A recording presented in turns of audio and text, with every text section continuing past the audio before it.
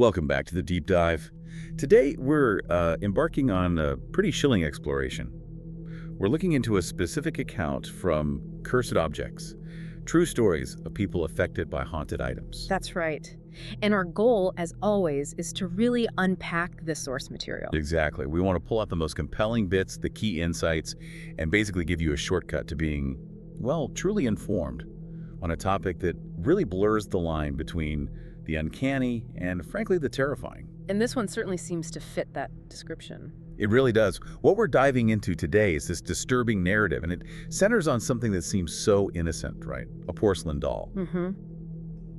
But it apparently had this profound, really destructive impact on an entire family down in Florida. And the source presents this not as fiction, but as a reported account? Yes, exactly. A reported account where this gift just spiraled into complete nightmare that, according to the document, pretty much shattered their lives. Okay, so let's unpack this. Where does it begin? It starts in 2011, Key West, Florida. Picture a small antique shop. Melissa Carter is browsing, and she finds this doll. Okay. The account describes it vividly, pale face, delicately painted features. But the eyes, deep, glassy blue eyes, described as almost alive. That phrase itself is unsettling. Almost alive. And it mentions tiny spiderweb cracks on the face, too. Adds to the creepiness factor, I guess. Definitely. It's always interesting what draws someone to a specific object in a place like that, filled with history or alleged history. Those eyes, the cracks. It makes you wonder what Melissa saw in it. Well, yeah, beyond just the look, there was the shopkeeper. His behavior was apparently quite bizarre. Oh, how super eager to sell it. He apparently said, take it, $20, just don't bring it back. Don't bring it back. That's a red flag if ever there was one. You'd think. But Melissa, the report says, just kind of laughed it off. Figured it was just a weird sales pitch, Trying too hard, maybe. Maybe. Anyway, she bought it. It was meant to be a gift for her daughter, Emily, who was 6 at the time. A 6-year-old. Okay, so the doll comes home. Yep. And for the first week or so, everything was normal. Totally unremarkable. The doll sat on Emily's dresser, quietly. And then? Then things started to change, subtly at first. Emily began telling her parents the doll was whispering to her at night. Whispering? Yeah, and not like, fun kid stuff. Emily was relaying specific chilling messages, things like, she says she doesn't like you, Mommy. Oh, wow. And she says Daddy should leave. And maybe the worst one, she says she wants me to stay with her forever. Chilling. And that's often how these accounts start, isn't it? Something easily explained away a child's imagination, maybe a dream. Right. Easy to rationalize at first. Exactly.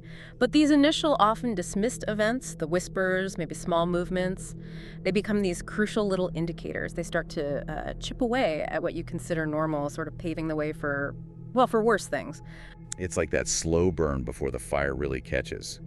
And that subtle start makes what came next even more disturbing. Because the whispers didn't stay whispers. Okay. They started hearing things.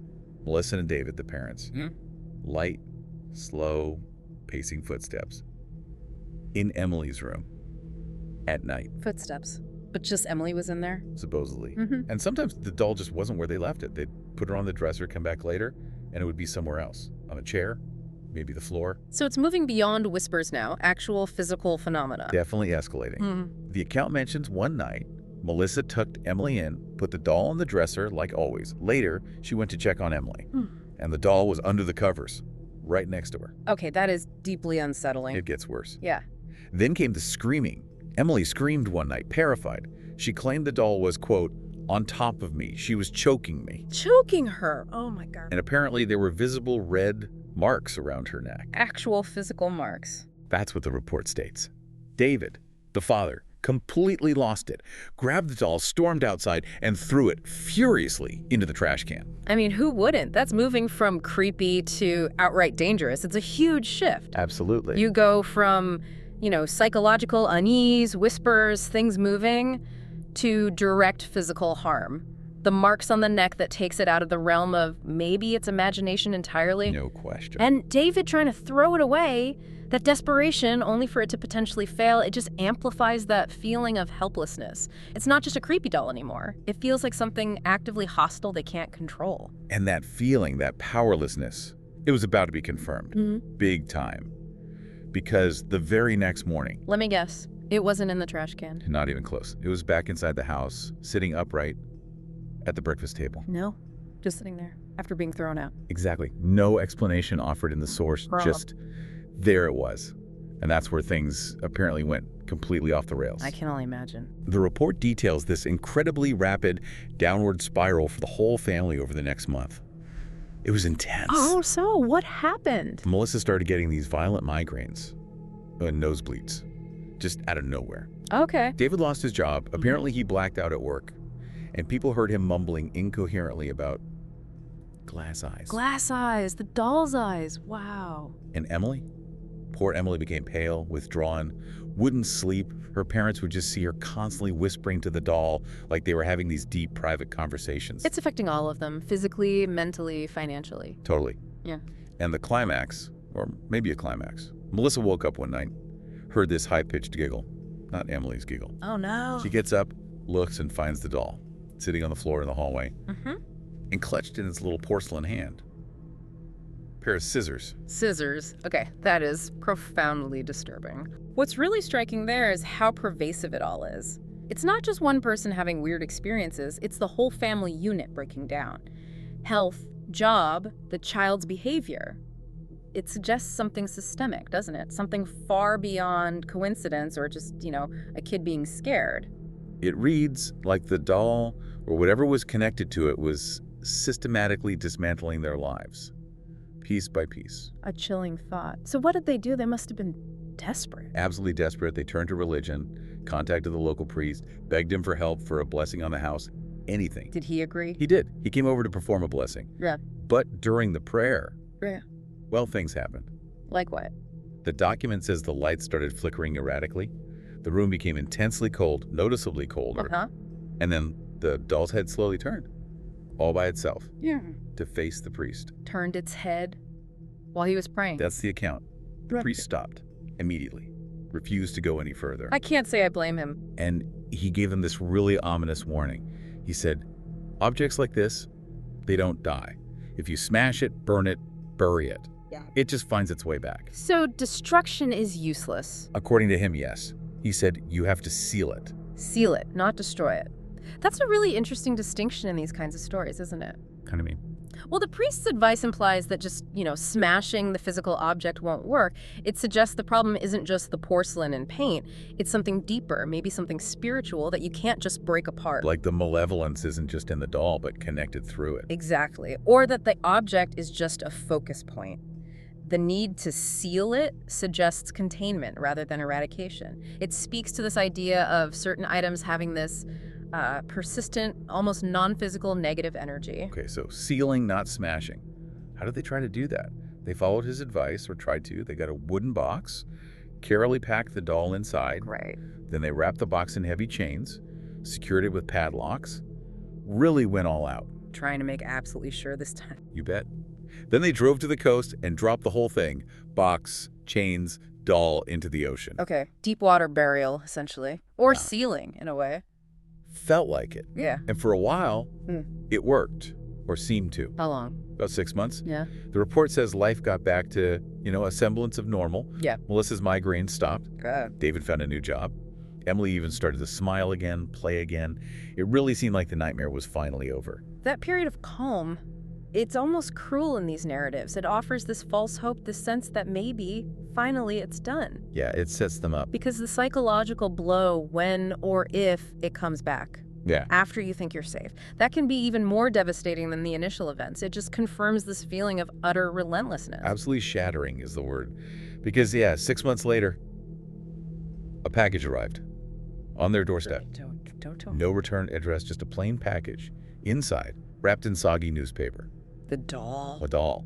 Its little lace gown was stained with seawater. The porcelain face was cracked even more than before. And there's usually a final twist.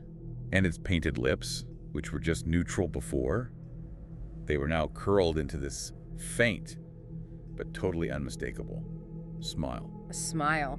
After being chained, boxed, and thrown in the ocean, that is beyond comprehension. Understandably, that was the last straw. The Carters moved, left Florida entirely, apparently left no forwarding address, just vanished. Can't blame them. Their house was sold eventually. But the story, according to the source, doesn't quite end there. What do you mean? neighbors. Apparently, people living nearby still whisper about the old Carter house. Even after they left. Yeah. They talk about seeing curtains move inside when nobody's home, finding tiny, unexplained footprints in the dust near the windowsills. Footprints. Whose footprints? The source implies doll-sized. And sometimes they report hearing faint giggles drifting out from the empty house into the night.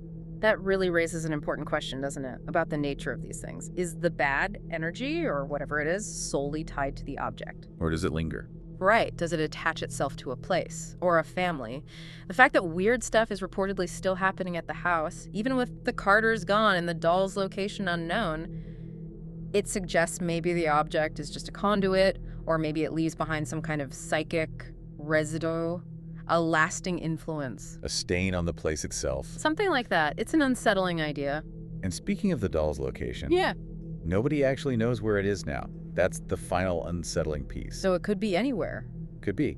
Is it still with the Carters? Maybe locked away again, sealed even better this time? Did it somehow make its way back to that antique shop in Key West? Right here. Or, and this is the quote from the source that really sticks with you, is it still moving home to home, family to family, looking for another child to stay with her forever? Wow. That leaves you with a chill. It certainly does. And well, that wraps up our deep dive into this particular account. The unsettling journey of the doll that just refused to be banished. It takes you from, an impulse buy in an antique shop To a family's complete breakdown. and a haunting that seemingly wouldn't let go. So, thinking about all this, what does it really mean for you listening?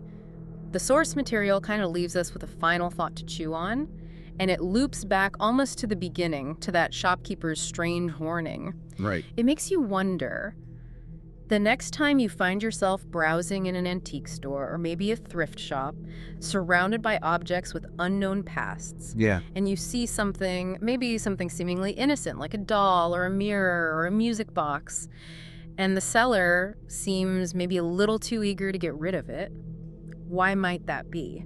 Makes you think twice about dismissing those weird feelings. Exactly. And if you did pick something up, took it home, and then you sensed something truly amiss, maybe a strange giggle you can't place, or you catch a glimpse of movement out of the corner of your eye, like its eyes shifted just slightly, what instinct would you follow then? Would you try to get rid of it, or would you remember the priest's warning? A chilling thought to end on. Something to definitely ponder. Please subscribe to our channel. Your support motivates us to create even more great content for you.